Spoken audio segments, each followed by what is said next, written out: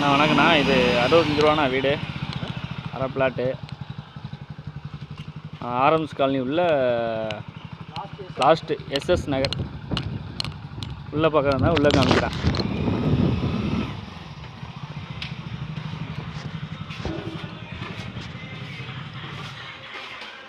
bathroom போகணும், hall, முதல் bedroom, attach bathroom,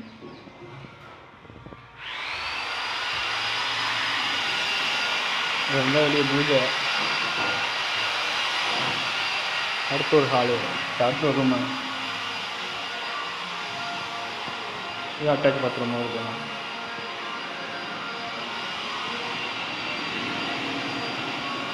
kitchen